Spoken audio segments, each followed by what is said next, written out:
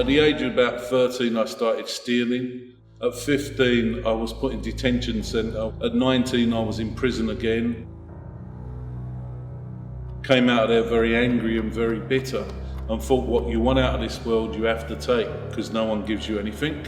Met some guys who seemed to have everything. You know, they walked into a club and everyone stopped.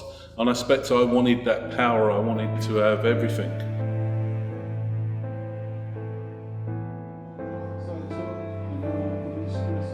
At 27, I had everything the world says makes you happy.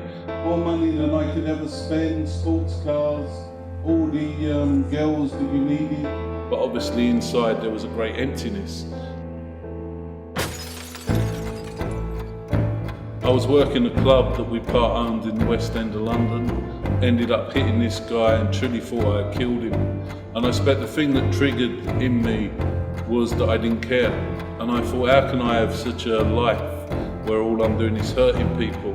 And now I've got to the point where I don't even care.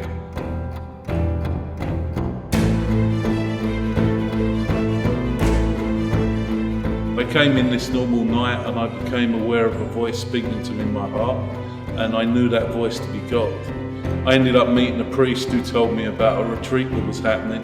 I ended up going on this retreat, and at that retreat I did something which I never thought I'd do. I went to confession for the first time in my life. And I knew in my heart that I was forgiven, because that sin had killed me, but that confession had brought me back to life.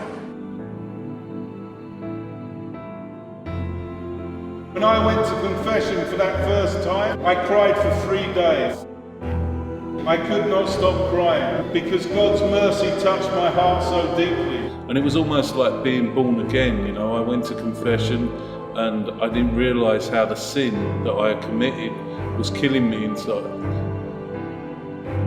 I don't believe it's possible for us to go to confession and to not be completely changed.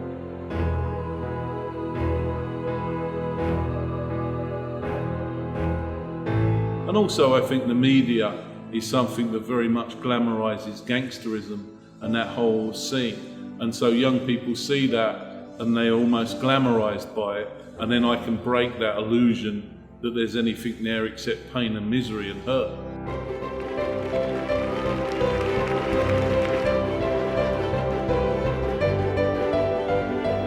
I think the young people in Stični would have seen that I'm very vulnerable and real, that I don't pretend that everything was glamorous or great when I was a gangster.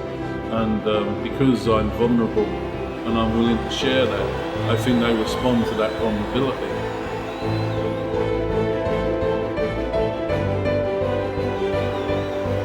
Every one of us can change people's lives. Burn for Christ and burn brightly, and never be afraid, for the darkness can never overtake the light. You are the light of Christ, and the more you open your heart to Christ, the more brightly you will burn.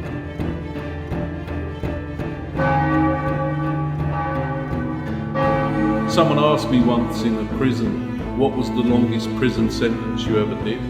And I said 27 years without God. It's a death sentence. And I honestly believe when I lived without God, it was like I was dead, but now I'm alive.